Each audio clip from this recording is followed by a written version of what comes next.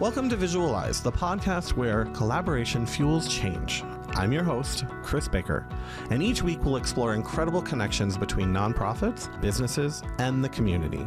This is a space where we highlight inspiring partnerships, uncover strategies for creating meaningful impact, and share stories that show how working together can make all the difference. Whether you're a nonprofit leader, a business owner, or someone just passionate about building connections, this podcast is for you. Welcome back to Visual Eyes. Today, I have an amazing guest on, Shawn Tinsley, President and Executive Director of HIV POSSIBLE. Yes. Thank you for being on the show. Oh, thank you for having me. Chris, this is so awesome. The studio is beautiful. Thank you. I'm just so excited to be here. So thank you for having me here today. It is an absolute pleasure. Thank you so much for coming. So tell us a little bit of your journey into creating HIV POSSIBLE and how that all started for you. All right, absolutely. So, as you know, I am a heterosexual cisgender woman living with HIV now for 35 years. God has turned my wound into my weapon. He has blessed me and raised me up for a time as such to be able to speak for and to the heterosexual Black community that is living with and affected by HIV.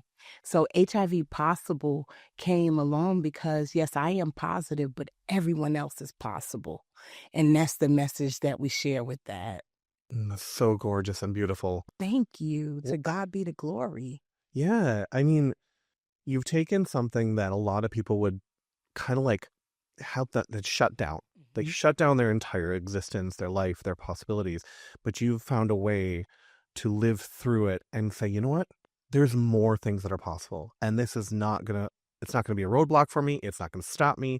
You're just gonna go for it. Absolutely. And I had to push through that roadblock to actually get here, right? Mm-hmm. So understanding that there is no condemnation in Christ, right? So as my relationship with Christ got stronger, he allowed me to be more bold and brave in my walk with him. And he told me he was going to use everything about me, the good, the bad, the ugly, the indifferent, to uplift and motivate and encourage his women to strive to live on. HIV is just a small part of me. Yeah. There's a whole list of things that are connected to Shawn Tinsley, and that's just one of them. And I'm so glad that he uses me in this way. This is a privilege to be able to be used by God in this way. You really touched me right there, just hearing the words that you're saying, because you're living your authentic self. Yes, you didn't want to have this be a part of your life, having HIV, but you've taken it and you've moved forward. Yes. And you're letting it gift you a new purpose and a new life. Yes. I love that. Yes. I absolutely love that. It just really it's so strong. There's a beauty to it. I don't even know how to explain it. I can just feel it. You know what I mean? I'm understanding what you're going through, not in the exact same way, but just I'm hearing it and I'm feeling like it's never ending. It's never ending because I live with it. I can't take it off. Yeah. I can't lay it to the side. But, it's like God has shown me my purpose in this walk, right? And he said to me, how will people know that I'm the healer if they've never known that you've been afflicted, right? So in that, I used to I would say in when I talk to people, who would have ever thought the very thing that was meant to take my life has given me life? That's a powerful statement. Can you say that one more time for everyone? Because wow, Absolutely. Breathe that in for a second. Breathe that in. The very thing, this disease, because this isn't my will to do this. Yeah. Who wants to talk about HIV? Who wants to get a diagnosis of HIV? The stigma behind it, all of that. So I was saying that, God has taken the very thing that was meant to take my life, he has turned it where it has given me life. I just gotta sit with that for a second because it's so powerful. Yeah, it was powerful when he gave it to me. It was like, oh my God, really? Yeah. When in your journey When did you experience that switch? So it came, this is good because it was through my second marriage, right? Uh-huh. A second marriage, um, realizing that my second marriage wasn't what it should have been. Um, this person married me because he was looking for someone to take care of him. Mm-hmm. And so in a conversation with him, he said to me, I married you and it's your responsibility now to take care of me because I married you with that SH. So you have to take care of me. And if you don't, Mm-mm. I'm going to out you to everyone. And I told him, I said, before you out me, I'll out myself and I'll tell it how God has kept me and raised me up for a time as such. And that was the switch that made it so like personal, but you tried to take something to hurt me. But Yeah. I'm telling you how God has brought me through this. So before you tell it, I'll tell it. And I'll tell you the goodness of God and what he has done for me. So in other words, the first thing that comes to my mind is he's trying to shackle you Yeah. into this position where he thinks he has the power. Exactly. And instead, you broke through all those chains and you just pushed him down and said, you know what? No, no, no, no, no. No, no, Not for me. not for me. Good for you. That is not my portion. No. I love that. And how many years ago was this? So I'm 35 years positive right now. That marriage was back in '08, Okay, so about 2008. 17 years ago. Yeah, about 17 years ago. Is that when HIV Possible started to become like an idea and a mindset, or? It started to flourish because HIV Possible is actually the DBA, right? Okay. It's the doing business name. Yeah. The actual name of the organization is God's Creation for Fresh Connections because we are all God's creation. Yeah. Right? And he allows us to have these new and fresh concepts and these new ideas and ideologies and things that we think of. And that's how it came about. So as I was formulating the actual name of God's creation, God just gave me a download of things that it could possibly be. Yeah. And when he gave me that, he showed me that, yeah, you're positive, but everyone else around you is possible, especially those that have come to harm you. So I know I'm the apple of God's eye. He takes good care of me, takes great care of me. So watch how people, you know how they say people have to watch how they treat other people. Yes. Yeah, yeah. And it wasn't a good feeling at that moment with that being presented to me the way it was. Yeah. But look what blossomed out of it. No, it shaped a whole new world. Absolutely. So talk a little bit more about the organization and what do you guys provide and offer to other people? Absolutely. So with HIV Possible, we provide linkage to faith because as you can see, God is my everything, right? He is my all in all. So linkage to faith, first of all. And then we do linkage to finance and we also do linkage to care and prevention. So I'm kind of that piece that links people to the things that are concerning them. Okay. Right.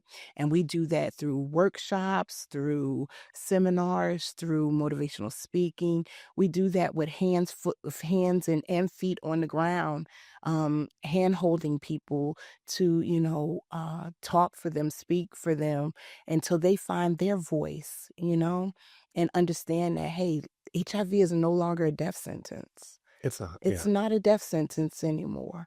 And understanding that people are still dying because of the stigma. It's the stigma that's killing right now. I would completely agree because right now it's the lack of knowledge, it's the lack of resources. There's other people's views that are getting in the way of living the life the way that you are. Exactly. Because it doesn't have to be that way. It doesn't. Nobody has to die from it at this point. No, you certainly do not. You don't. You do not have to die from it. And when we speak of death, we're not just speaking of the physical death, but that spiritual death. You don't have to experience that at all. And I'm here. God has used me to be able to help people see that Mm. in that way. Because there's that physical death, but there's that death because of that internal stigma that shuts us down, Yeah. that stops us from dreaming and wanting and believing that we can be all that God created us to be. Mm. So there's that God's creation piece again, right? It's living that authentic, true purpose of why you're here on this earth. Absolutely. And you getting down to that. And then you can start realizing, wow, this is Absolutely. a miracle that I'm here. It You is. can really feel it. Yeah, you can feel it. It is a miracle. It is an absolute miracle. I'm a walking, talking miracle. Absolutely. I And if completely you want to agree. see, and guess what? It's not just me. If he did it for me, he can do it for you, Exactly. right? He is no respecter of person. What he's done for me, he can definitely do for you. And I pray that conveys to others when I speak to them or speak on behalf of those. It's about listening. Like you said earlier, you actually got a download. And it's sometimes getting that information, and we get so taken up in all of the day-to-day stuff, the finances, I have to work, I have to work on the weekends and I don't get to be with my family. And we get all these blockages. Yeah. And then if we don't slow down just enough to at least hear or get the ability to get that download, what's missing? There's so much missing. That's right. The connection to God again. And even social media is a huge blocker, because everything on there is, you have to be this certain way, you have to do this, you have to, dance like this, you have to do this. It's all these little twists and turns, but it's all noise. It's all noise and distraction. It's all noise and distractions. Exactly. And it stops us from our purpose, and it stops us from being our true authentic self. It does. It really does. And I have to find myself, dealing with, just because I deal with HIV, I deal with life too, right? Mm-hmm. So it doesn't stop for me.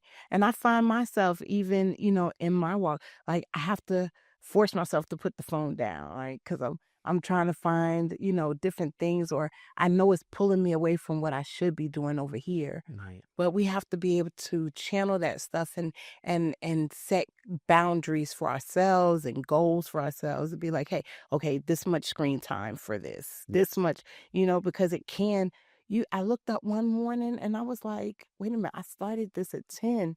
It's 3:00 in the morning. Where has the time gone? It flies by. You don't even know it. Yes. So that TikTok has me. I promise you that. At TikTok.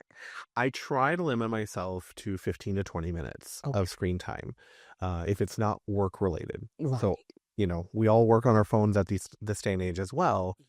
But I try to be like, all right, I am going to scroll through this because I want to see what's going on. I got to keep up with some certain things just for information as well. But, the algorithm kind of pushes you in this different direction all the time. You're right.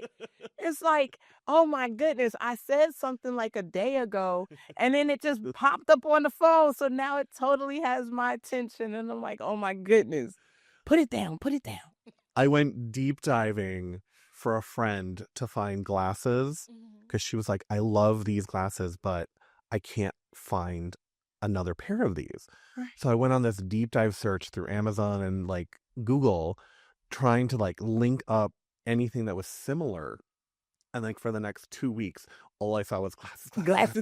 Yes. And I'm like, wasn't even for me, but I can totally see what you're doing.